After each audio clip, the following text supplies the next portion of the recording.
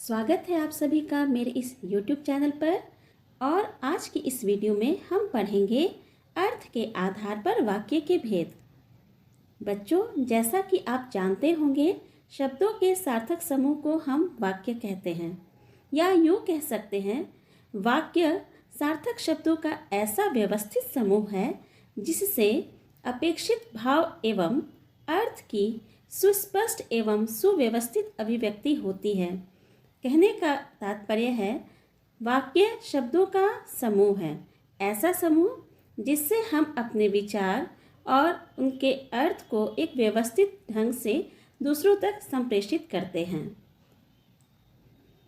इसमें कुछ महत्वपूर्ण बात ये भी है, वाक्य में हर शब्द व्याकरणिक नियमों में बंधा हुआ होता है। बच्चों, वाक्य विचार से संबंधित मैंने 2 वीडियोस और बनाए हैं, जिसके लिंक मैंने इसके डिस्क्रिप्शन बॉक्स में दे दिए हैं। आप वहां जाकर वाक्य विचार के बारे में विस्तृत जानकारी प्राप्त कर सकते हैं, जिसमें मैंने आपको बताया है कि पद किसे कहते हैं।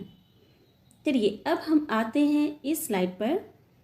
वाक्य में हर शब्द व्याकरणिक नियमों से बंधा हुआ होता है।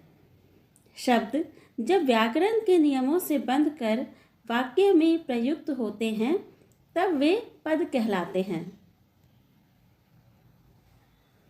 अब हम जानेंगे अर्थ के आधार पर वाक्य के कितने भेद होते हैं। बच्चों, आपको जानकारी होगी कि वाक्य को हम 2 आधारों पर बांटते हैं। पहला है रचना के आधार पर और दूसरा है अर्थ के आधार पर। रचना के आधार पर वाक्य के 3 भेद होते हैं। पहला सरल वाक्य, दूसरा संयुक्त वाक्य और तीसरा मिश्रित या मिश्र वाक्य। और अर्थ के आधार पर वाक्य के 8 भेद होते हैं। पहला विधानार्थक वाक्य, या इसे हम विधानवाचक वाक्य भी कहते हैं। दूसरा निषेधवाचक वाक्य, जिसे हम नकारात्मक वाक्य भी कहते हैं। तीसरा आज्ञार्थक वाक्य, इसे हम आज्ञावाचक या आदेशवाचक वाक्य भी कहते हैं। चौथा प्रश्नार्थक वाक्य, जिसे हम प्रश्नवाचक वाक्य भी कहते हैं।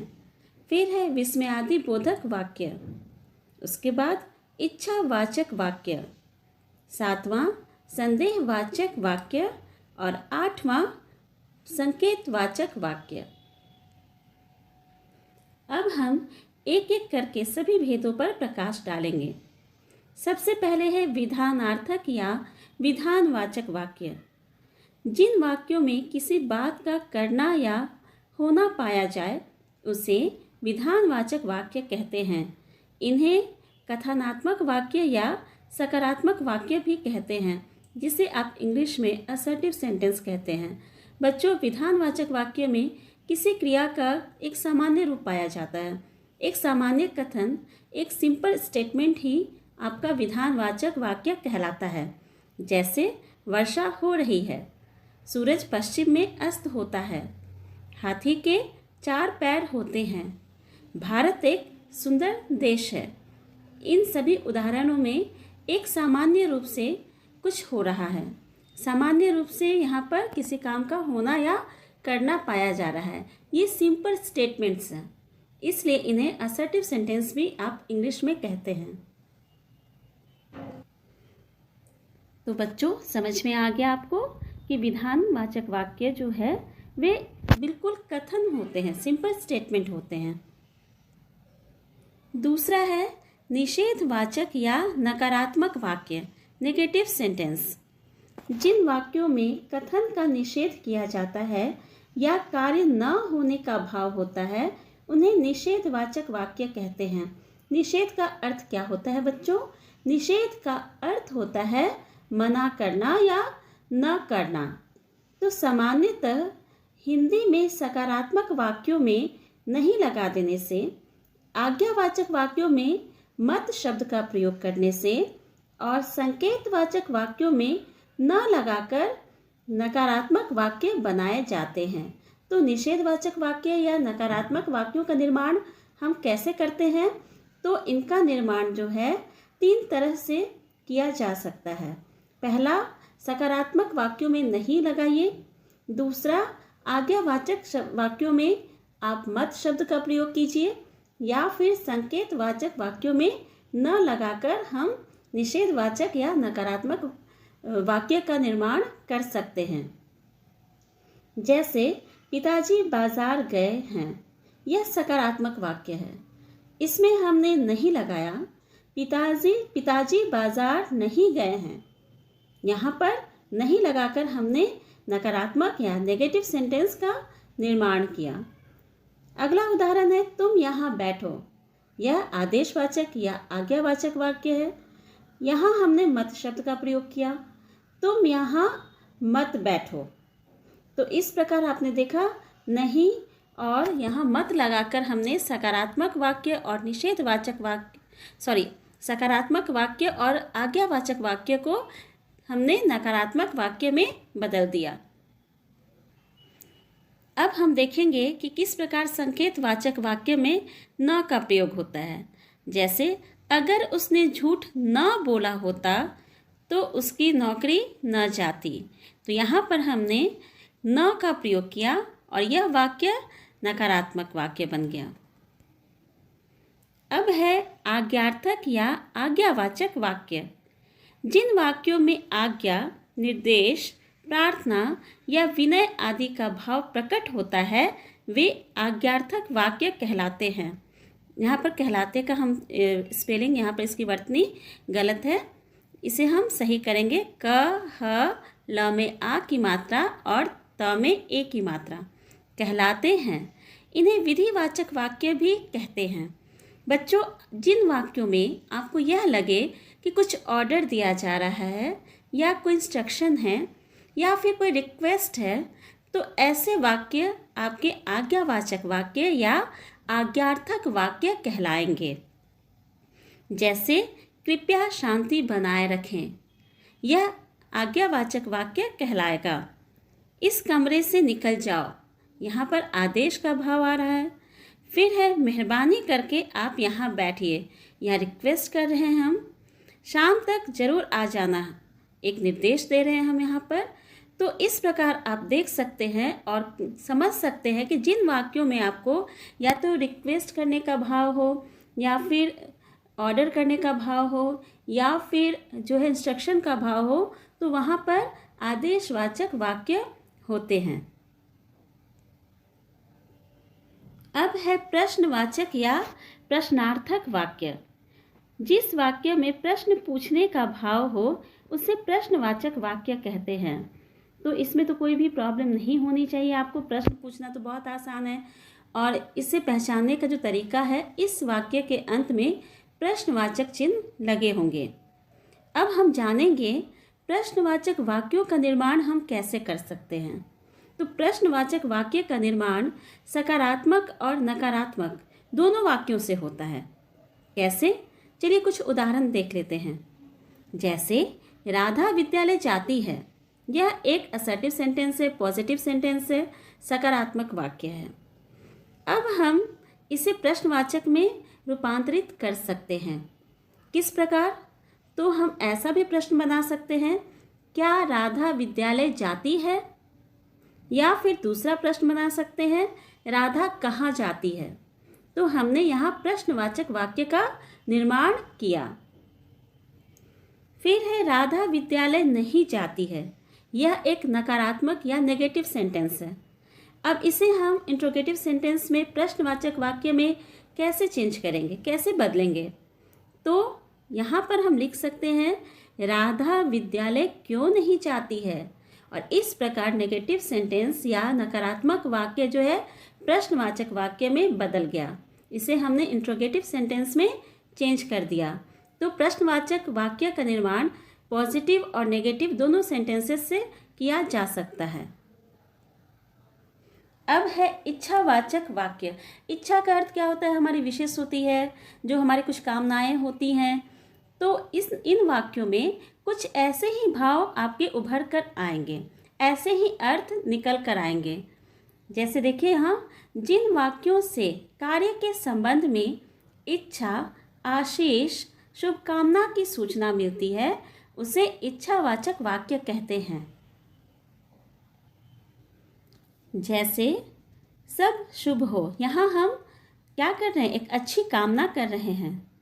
आपकी यात्रा मंगलमय हो, यह भी हमारी बेस्ट विशेष है।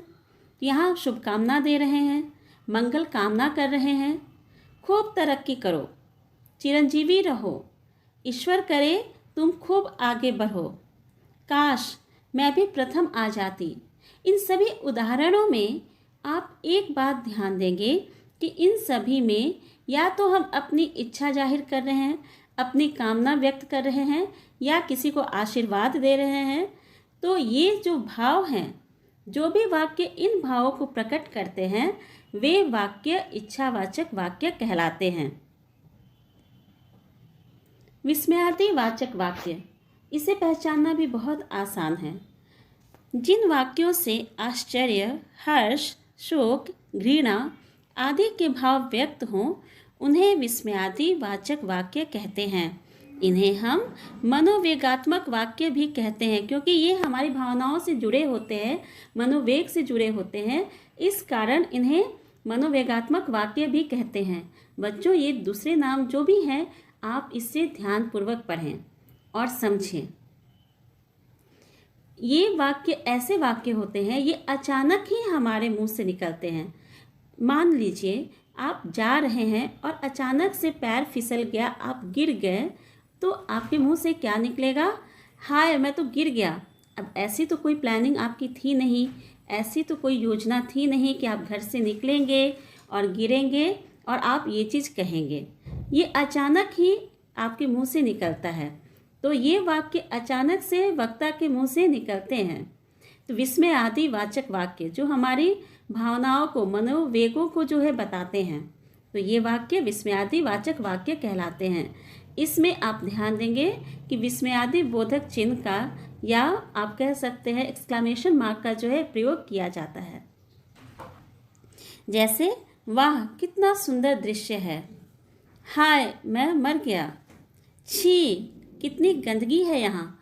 इन वाक्यों में किसी न किसी भाव की जो है अभिव्यक्ति हो रही है। पहले वाक्य में आप खुशी जाहिर कर रहे हैं, दूसरे वाक्य में तकलीफ है, कष्ट है, तीसरे वाक्य में घृणा का भाव है। तो भाव की अभिव्यक्ति हो रही है। और इन वाक्यों में जो वाह, हाय, छी ऐसे शब्दों के बाद विस्मयादि बोधक चिन्ह का प्रयोग किया गया है। तो इन शब्दों के प्रयोग से भी आप समझ जाते हैं कि हम किस भाव को अभिव्यक्त कर रहे हैं। अब आगे है हमारा संदेहवाचक वाक्य। जैसा कि नाम से ही आपको स्पष्ट हो रहा होगा कि जिन वाक्यों में संदेह की जो है भावना होगी, जिसमें हमें किसी प्रकार की शंका होगी, संदेह होगा या संभावना होगी, ऐसे वाक्य संदेहवाचक वाक्य कहलाएंगे। चलिए परिभाषा जान लेते हैं। जिन वाक्यों में किसी कार्य के होने में संदेह या संभावना का बोध हो, आप याद रखिएगा इसमें क्या है, संदेह या संभावना का बोध हो, उन्हें हम संदेहवाचक वाक्य कहते हैं। इन्हें संभावनार्थक वाक्य भी कहा जाता है। तो मैंने क्या कहा, पहला नाम है संदेहवाचक वाक्य और इसका दूसरा नाम है संभावनार्थक वाक्य, जिसमें संभावना के अर्थ व्यक्त होते हैं। चलिए कुछ उदाहरण देख लेते हैं। संभवतः वह सुधर जाए, ये कोई श्योरिटी नहीं है, ये कोई जो है पूरी जो है गारंटी नहीं है कि वह सुधर जाए, एक संभावना है कि वह सुधर सकता है। यहाँ हम संभावना को व्यक्त कर रहे हैं। शायद आज बारिश हो, यह कंफर्मेशन नहीं है कि आज बारिश होगी ही, यहाँ पर संदेह है, हो भी सकती है, नहीं भी हो सकती है।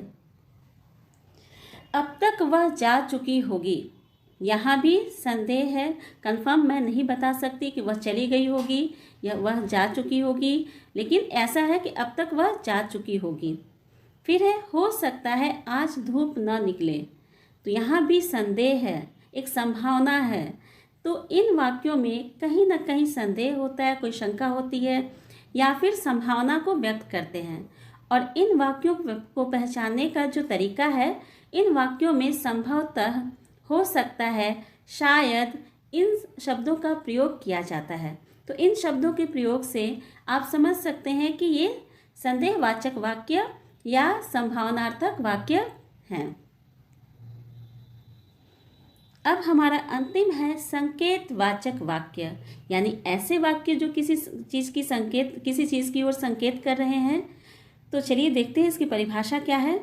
जिन वाक्यों में संकेत अथवा शर्त का बोध हो, यानी कि ऐसे वाक्य जहां आपको लगे कुछ कंडीशन अप्लाई है, ये होगा तो ये होगा, ये नहीं होगा तो वो नहीं होगा, कुछ इस तरह की परिस्थितियां होंगी, कुछ इस प्रकार के शर्त होंगे।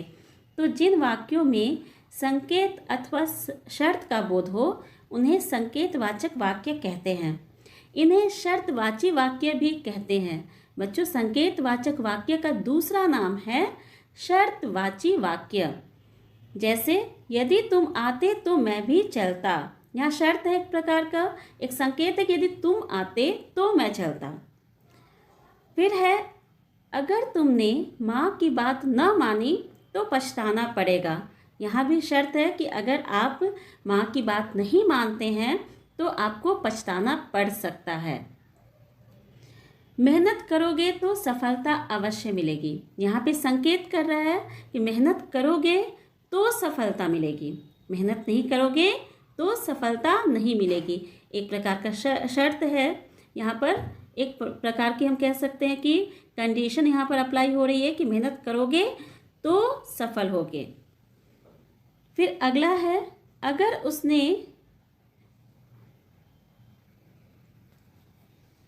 उसने झूठ न बोला होता तो उसकी नौकरी न जाती।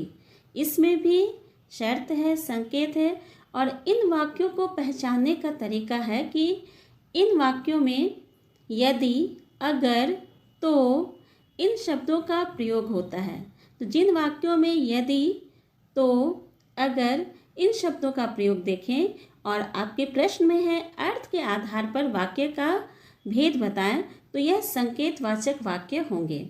बच्चों, आज हमने 8 भेद के विषय में जाना। अब हम जानेंगे इसके बाद कि इसके रूपांतरण के लिए क्या क्या नियम हैं। तो आज की वीडियो के लिए इतना ही, और इसके साथ मैं विदा लेती हूँ। मिलेंगे बहुत जल्द एक नए वीडियो के साथ। धन्यवाद। पढ़ते रहें।